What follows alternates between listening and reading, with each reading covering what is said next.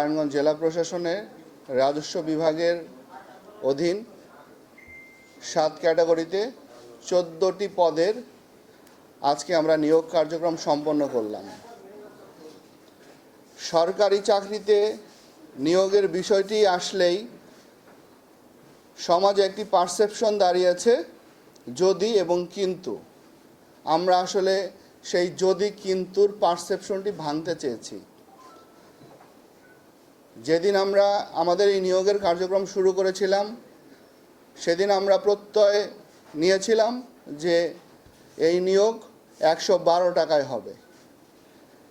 আজকে আমরা সেই নিয়োগ কার্যক্রম সম্পন্ন করেছি। আমরা বিশ্বাস করি জুলাই পরবর্তী যে বাস্তবতা, জুলাইয়ের যে স্পিরিট ছিল, মেধা এবং যোগ্যতার ভিত্তিতে আমাদের দেশের সন্তানেরা তারা চাকরি পাবে, যে জন্য আমাদের দেশের সন্তানেরা আমাদের ভাইয়েরা রক্ত দিয়েছিল। আমরা মনে করি যে জেলা প্রশাসন মনে করে যে আমাদের এটি নৈতিক দায়িত্ব, আমাদের এটি কর্তব্য যে আমাদের যারা নিয়োগ পাবে, যারা নিয়োগের কার্যক্রমের সাথে আমরা আছি, তারা যেন শতভাগ স্বচ্ছতা এবং জবাবদিহিতার মধ্যে সেই কার্যক্রমগুলো আমরা সম্পন্ন করতে সক্ষম হই। আমরা বিশ্বাস করি আমরা শতভাগ স্বচ্ছতা এবং জবাবদিহিতার সাথে সেই কার্যক্রম সম্পন্ন করতে সক্ষম হয়েছি।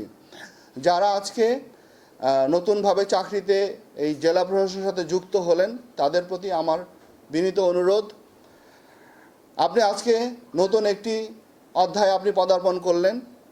আপনি যখন জেলা প্রশাসনের কর্মচারী হিসাবে যুক্ত হলেন তখন আপনার দায়িত্ব হচ্ছে আপনার সামনে যে সেবাগ্রহীতা আসবে তাকে, আজকে আপনাকে যেভাবে আমরা মেধা এবং দক্ষতার ভিত্তিতে আপনাকে সম্মান করেছি, আপনার চাকরি নিশ্চয়তা আপনি পেয়েছেন, আপনি আপনার সামনে যে ব্যক্তিটি দাঁড়াবে তার কাগজপত্র দেখে সে যেন কোনোভাবেই আপনার কাছ থেকে প্রতারিত না হয়, আপনি যেন তার সাথে শতভাগ ভালো আচরণ করেন এবং তার প্রতি আপনি যে ধরনের আচরণ আরেকজনের কাছে প্রত্যাশা করেন আপনি তার সাথে সেই আচরণ করে তার কাজগুলো সমাধান করে দেন।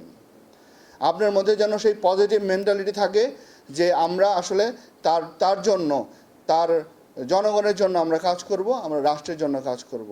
এই পজিটিভ মেন্টালিটি যেন আপনার মধ্যে তৈরি হয়। আর সেটি যদি তৈরি হয় তাহলে মনে করব আমাদের এই কার্যক্রম আজকে সার্থক হয়েছে, সফল হয়েছে। আমরা প্রত্যাশা করি যে আজকে যারা মিডিয়ার ভাইরা এসেছেন তাদের কাছে আমাদের অনুরোধ যে সরকারি চাকরিতেও স্বচ্ছতার মাধ্যমে, শতভাগ স্বচ্ছতার মাধ্যমে নিয়োগ কার্যক্রম সম্পন্ন হচ্ছে। এটি আমরা আজকে দেখিয়ে দিলাম এবং আজকে বিভিন্ন জায়গায় এটি হচ্ছে এবং এটি এখন আগামীতেও এই ধারাবাহিকতা যাতে বজায় থাকে এবং আমরা আসলে যে সমাজ গড়তে চাই যেখানে একটা সিস্টেম কাজ করবে, কেউ সিস্টেমকে কাজ করাবে না, আমরা সেই সমাজ প্রতিষ্ঠা করতে চাই।